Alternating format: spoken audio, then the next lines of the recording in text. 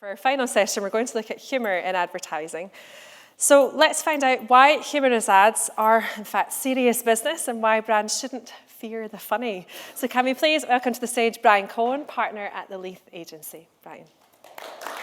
Thanks. I realise when you stand on stage and have a title with humour in advertising, there's a lot of pressure to try and be funny. So, we'll start with a film that's got some really funny people in it.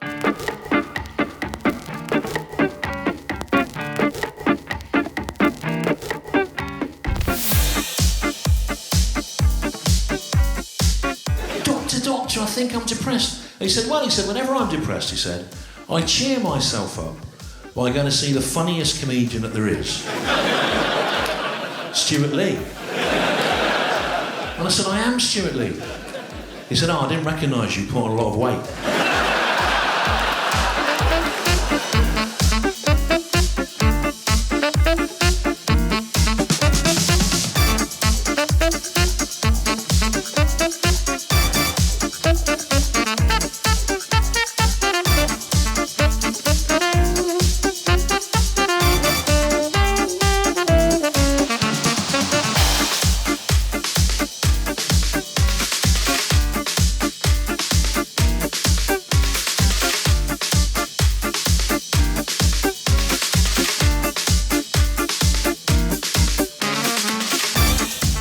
Him. I said, so am I going to die?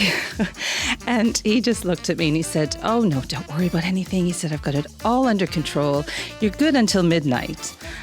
And I thought, okay, and what happens at midnight? And he said, well, I leave and then you're someone else's problem.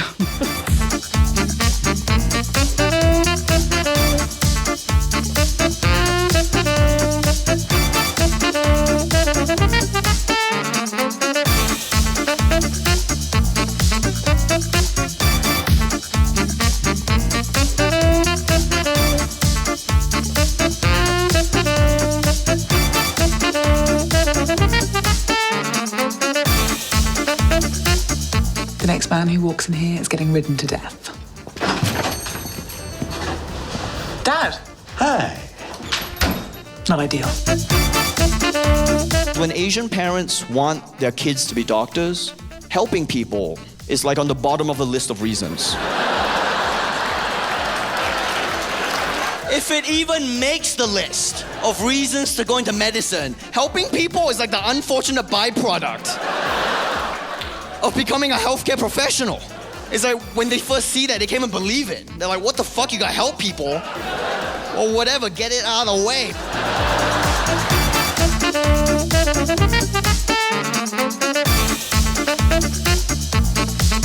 I'm funny how? I mean, funny like I'm a clown, I amuse you. I make you laugh. I'm here to fucking amuse you. What do you mean funny? Funny how? How am I funny?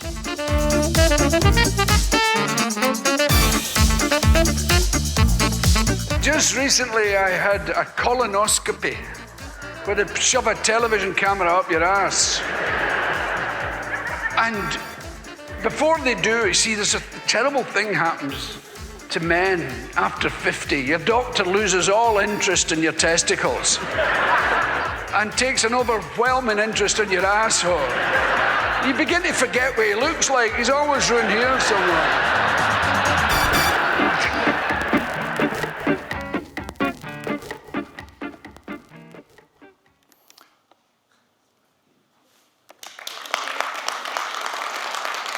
So, some words, they're just funnier than others. And in our Healthy Dose of Humour podcast hosted by Rialina, that you saw a clip from there in the film, we talked about how comedians get more laughs just from using different words. And recently there was a really interesting scientific study about that looked at humour as properties of words. And what they did is they asked people to just rate the humour of single words in the English language. So, like how funny is clicker as a word, or how funny is standing on the stage, or how funny is this lectern. And so it turns out, that most words really, they're just not that funny. But some words are more likely to make us laugh.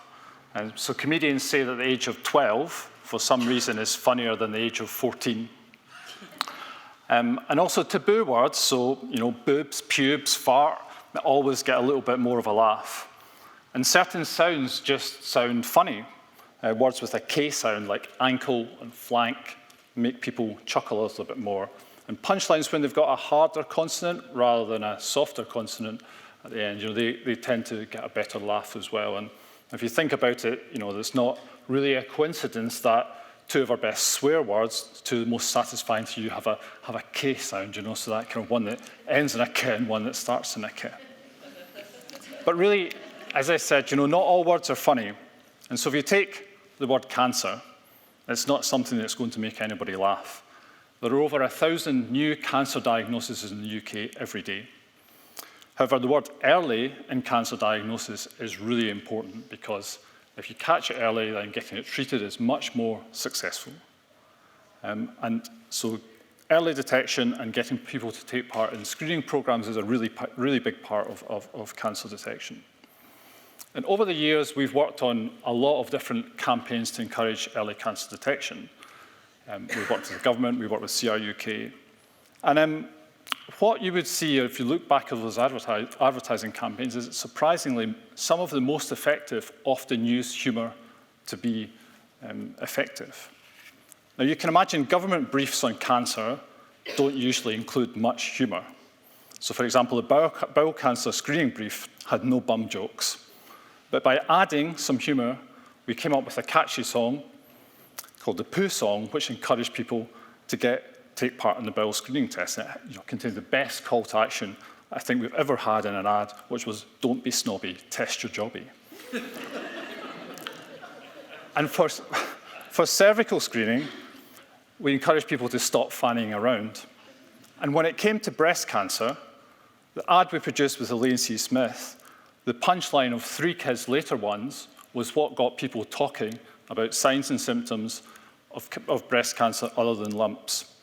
And so that's the effect of how humour can work really well in ads. And sometimes I'll come on and talk about some of the stats in a moment, but sometimes a single story can really be as powerful. And after this ad was on air, there was a woman who got in touch with us, and she'd gone back to her GP after seeing the ad. She had been to her GP and was reassured she had nothing to worry about, but went back and insisted that actually she had signs and symptoms that were shown in the ad. And it turned out that she did have breast cancer, and fortunately was successfully treated.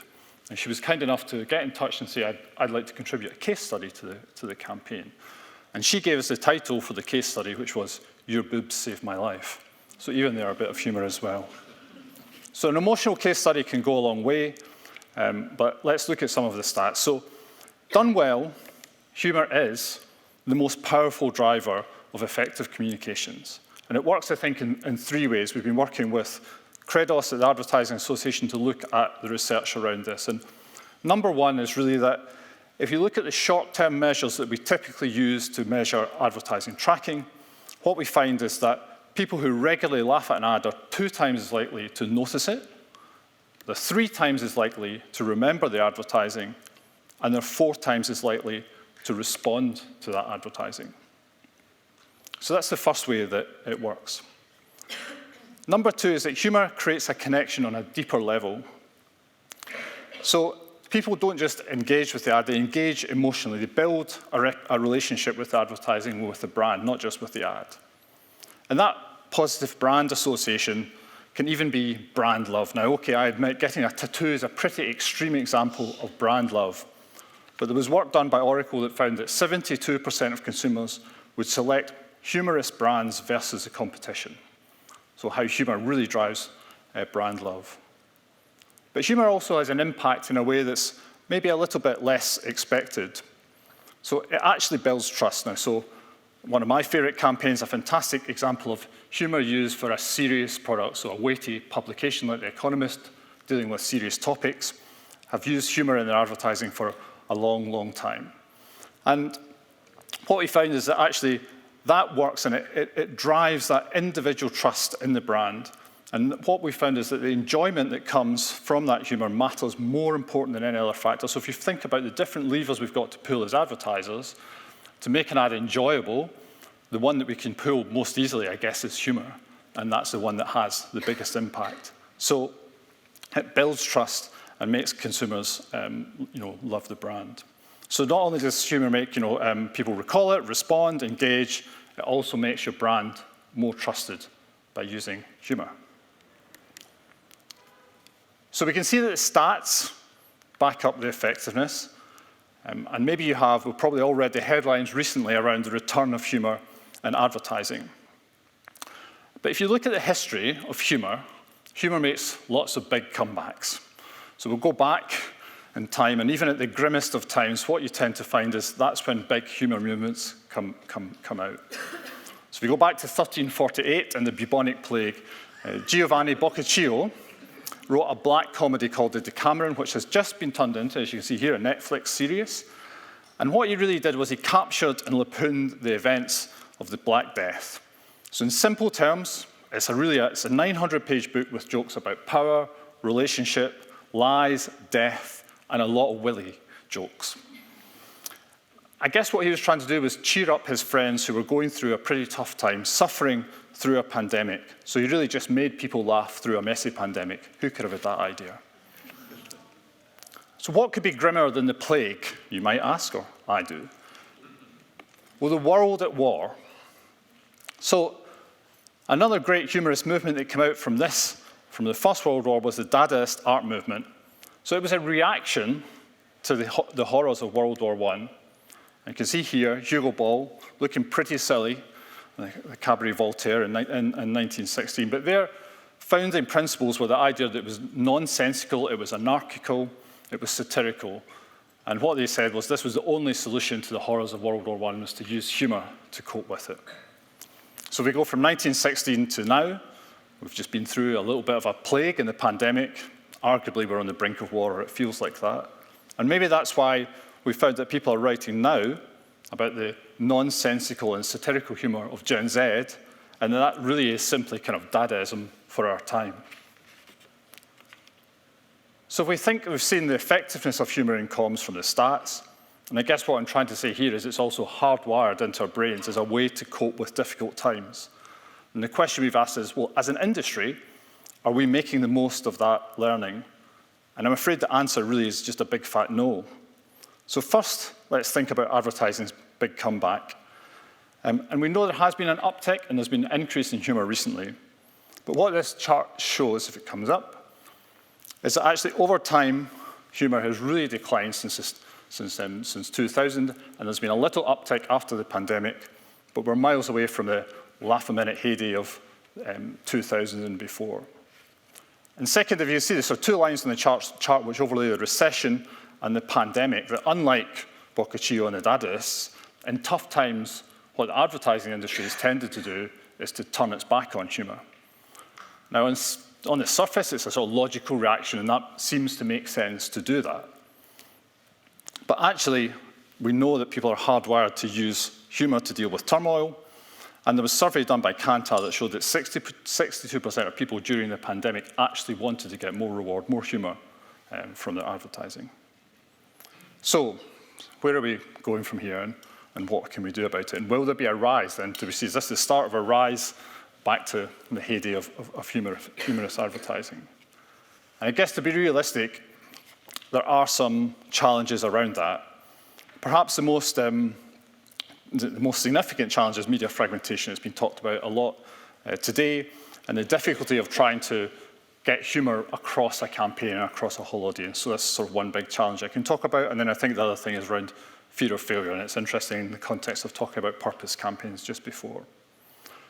But in terms of media fragmentation, there is undoubtedly a challenge that we don't really come together to laugh in the same way that we used to. And when we looked back at this and looked at the stats, it's pretty remarkable.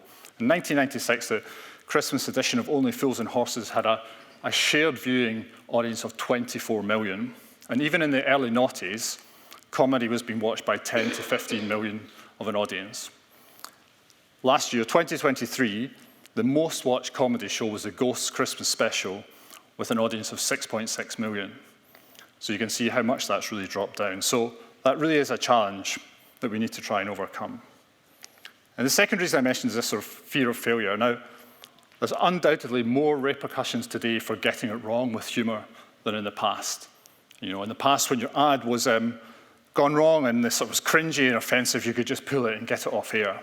So getting it wrong now is likely to much more of a challenge around it. And I guess there's some things you used to be able to do in the past that were funny, but that you can't do now. So I don't know if anyone remembers this one.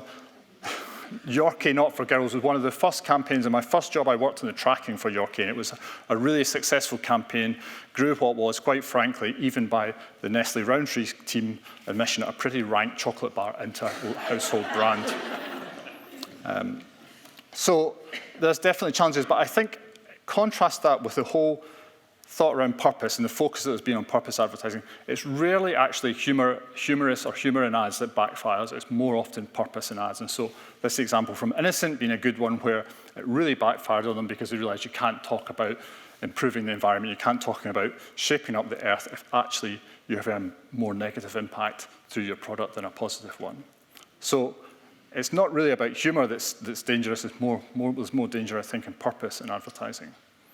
So those are some challenges, but it strikes me that there's something very ironic that we're an industry built on being bold and being courageous, on priding ourselves in having real insights into consumers and to what people think.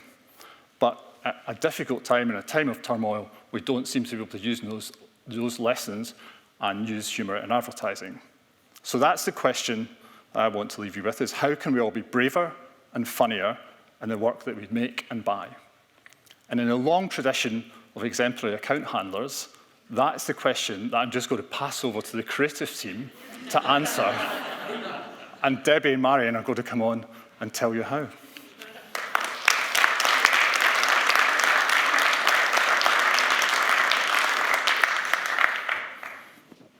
Well, thanks very much to Brian. And we know we're the last part, so hopefully everyone's still awake and all good. So we're going to talk about Don't Fear the Funny. So I'm Debbie Morgan, I'm an art director at Leith. I'm Marion, I'm a copywriter at Leith. Together we're going to take you through some of the reasons why business leaders are not using humour in their advertising and why they might be wrong. So 95% of business leaders still fear using humour in their comms. You know, that is quite a big number. And there are many reasons why. One of the reasons is the belief that you're just not a funny brand in the first place. Now, there's a misconception that when you use humour, you're not taken seriously or you don't have purpose behind your brand. But humour is much broader than that. It includes making people smile, intelligent, wit, gentle, charm. You know, it's not always about a slapstick laughter or being silly or making people laugh out loud. So let's do an exercise. So everybody think about a company or a brand that you are working for and see where it fits in this diagram. Hopefully you can read it. So what color best represents your brand? I'll give you a few seconds. Everybody got a color? Now match it to the humor style on the right. So if you are handling a sensitive subject like, let's say, cancer or women's health, you'll probably be in the brown category. You're a careful, caring, sensitive brand. And the humor style that's best suited to your brand is probably going to be the innocent smile. The point here I'm making is that any brand can be funny. It's just about choosing the correct humor style to match your brand positioning, and that's more authentic to your brand, as we were discussing earlier on. And with that, I think we're going to play an example of an ad that kind of is between the orange and the brown category, one that uses the everyday laugh and the innocent smile.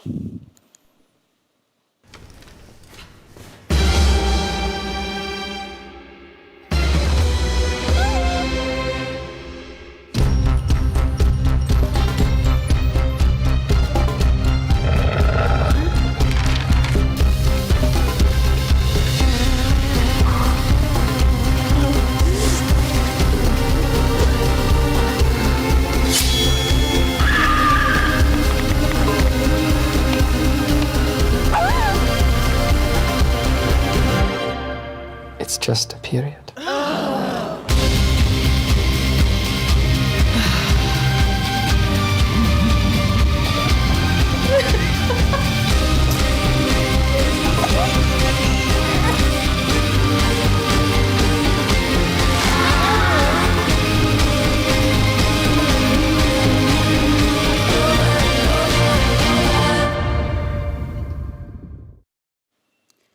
So yes, we started with body form. Oh, we need to go back.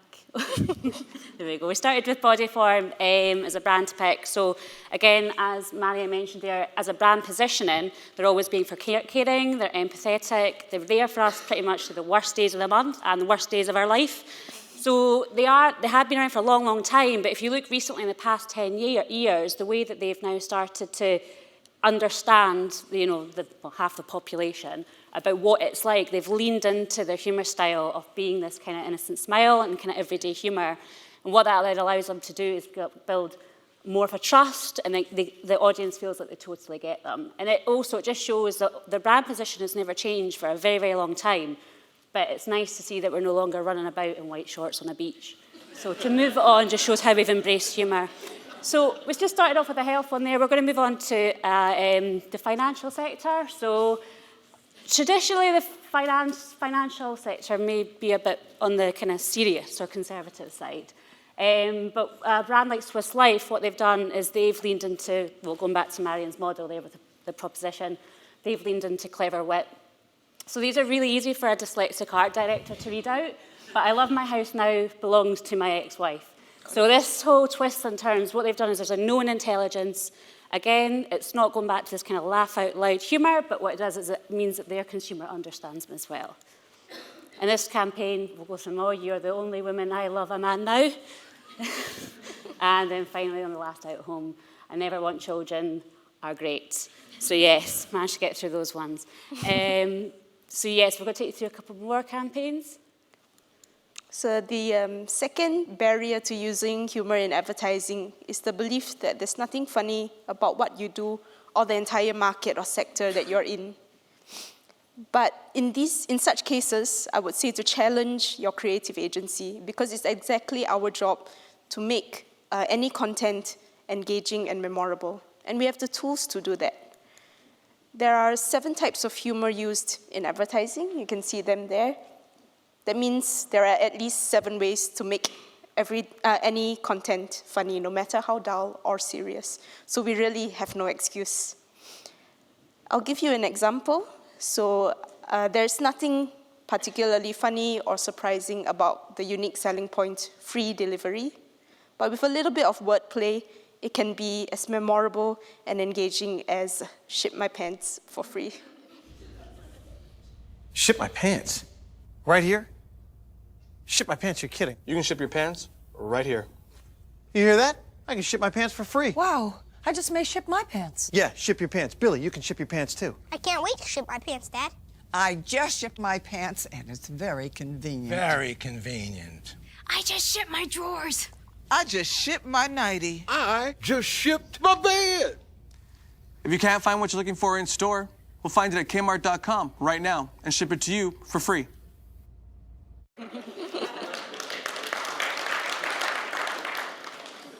Now, our next example, again, there's nothing particularly funny about dermatology or seeing people in lab coats. If you're in the health sector, you see so many images like this. But a really funny observation about the brand name itself, CeraVe, resulted in a very effective strategy and campaign. I'm Michael Cera, and human skin is my passion, which is why I developed this. CeraVe. Oh, you didn't know? Can skin truly be this moisturized? Oh. Yeah. Wow. Let my cream hydrate you. 3 essential ceramides. CeraVe. Developed with Michael Cera. V. We like? So my name is Sarah. And so it's a perfect crossover opportunity. So one thing you tend to find is a lot of people think, and brands will think, what if we get it wrong? And Brian kind of just tapped into it there about the fact that humour, so basically, what if we get it wrong? I'm just going to the next slide, sorry. But also, there's actually more cases of brands doing purpose wrong. So, for example, if you take a brand like Pepsi and basically putting themselves into social kind of movements and social justice, the target audience can see right through that. It's unauthentic to them. So, on the flip side, like we were saying, humour can be used to really be far more engaging with it, and it tends to be far more successful. So we're going to look at the next campaign, and this is all about how we can Basically, there's a few things that you can do to make sure that your humour gets across successfully. And one of them is by looking at casting. We should always make sure that casting comes from an authentic place. So in the next ad, you'll see how that's been done. Hey bartender, you assume that I cannot drink a margarita, so you don't serve me a margarita? So I don't drink a margarita. Your assumption becomes reality. And parents, you assume that I cannot live on my own, so you don't encourage me to live on my own. So I don't live on my own. Coach, you assume that I cannot hit harder, so you don't train me to hit harder, so I don't hit harder. And teacher, you assume that I cannot learn Shakespeare, so you don't teach me Shakespeare. Old MacDonald had a farm. So I don't learn Shakespeare. E-I-E-I-O. But hey, if all your assumptions become reality, then assume that I can drink a margarita. Will you serve me a margarita? So I drink a margarita. Assume that I can live on my own. So I live on my own. Assume that I can hit harder. So I hit harder. Assume that I can learn Shakespeare. So, what fools these mortals be? I learned fucking Shakespeare.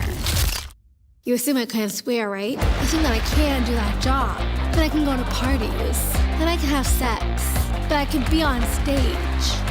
Assume that I can. So maybe I will.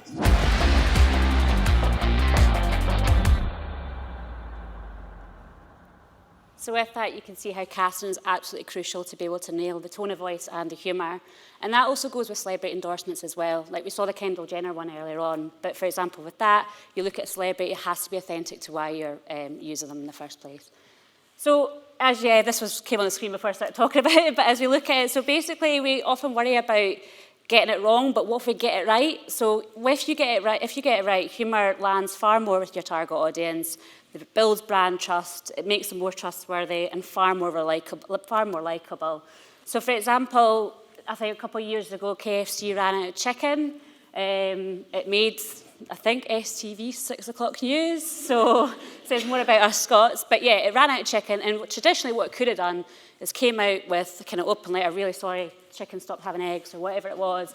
But instead, they just kind of leaned into it, and it just built the brand trust more. So rather than going for a serious letter, they kind of leaned into self-deprecating humour, and it really resonated with the target audience. And also, when we've talked through a few of the different kind of campaigns today, but also one of the things we need to mention about is the final point is about the cost of being dull. So, or also known as the beige tax. So basically, a dull ad means that a brand needs to spend 7.3% more on media to match the performance of an interesting one. So financially speaking, it's kind of more the question, isn't it more risky to be boring than be funny? And our final section is about the subjectivity of humour. So you might not find something funny, but does your target audience? The next example we're going to play is slightly controversial. It's about the Paralympics as well, but it's their TikTok account. So just a bit of background, that TikTok account is run by a Paralympian, and it is simultaneously loved, but there's a small portion that have been offended by the content. I'll play a few videos, hopefully this works, and then we'll discuss it further, and you'll see what I mean.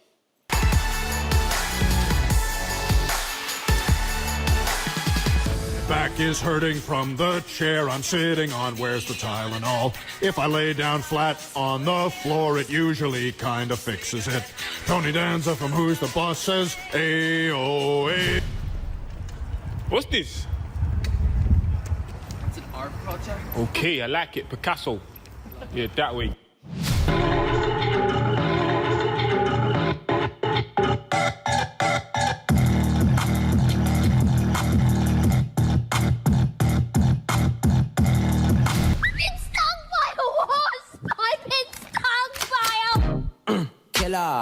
West side killer. Good control by Antonio. Antonio no run forward. Cut. Send boy got shot. Sorry. So as you can see, it's slightly, controversial. The Paralympians who like it say that, they enjoy the idea of the fact that they can laugh at themselves, they can fall down, they're not these indestructible superhumans. even though it takes a lot of resilience to do what they do, but they can laugh at themselves as well. The people who are on the other side say that you're laughing at them rather than with them. So whatever we think, this is run by the official Paralympic TikTok account. We can't argue with the results. It's one of the most, you've seen the numbers, and these are just the top 10. We haven't even reached the top, so it's one of the most successful TikTok accounts in the world. And it's sparking conversations about how to best portray people with disability.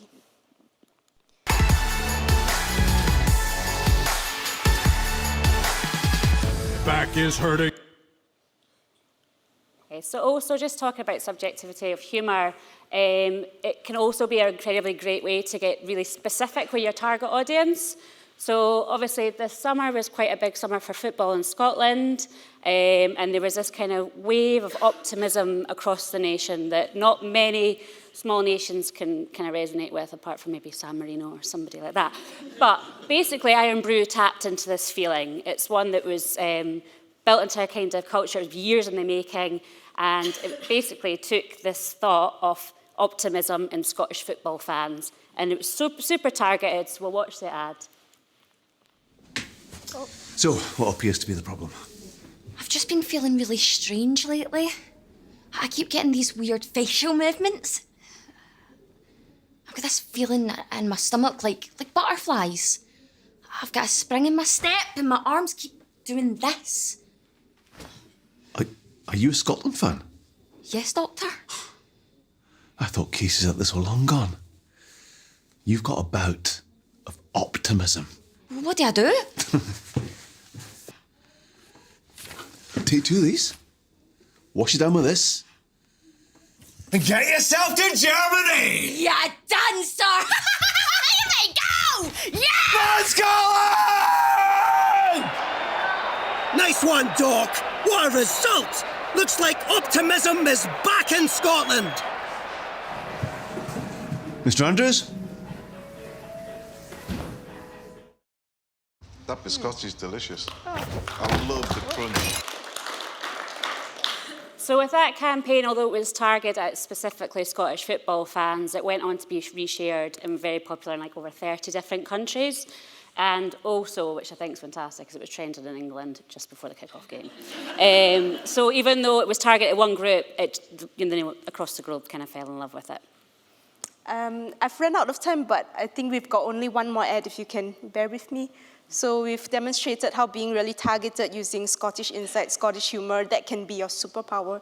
But there are also things that are universally funny, and one of the things is the technique called Schadenfreude, also known as laughing at someone's misfortune. And it is by far the most effective form of advertising, even more effective than, making you cry, tugging at your heartstrings. I don't know what that says about human nature. Maybe I don't want to know. But we have just one more ad to close the section, and that perfectly encapsulates Schadenfreude. So enjoy. Thanks, guys.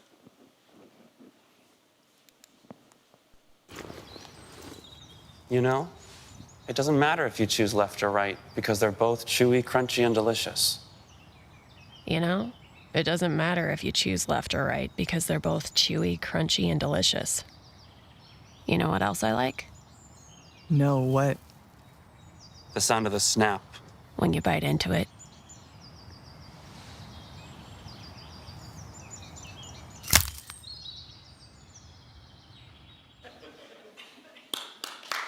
Thanks very much, Rob. Thank you.